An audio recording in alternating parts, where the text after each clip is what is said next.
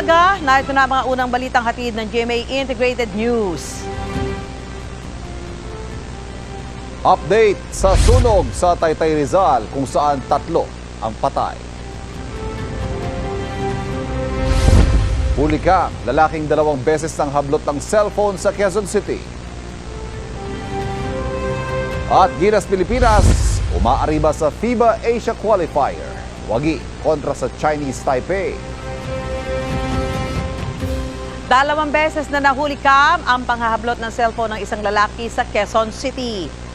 Arestado ang suspect sa follow-up operation ng pulisya. Nabawi sa kanya ang cellphone na ikalawang biktima at motorsiklo. May unang balita si James Agustin.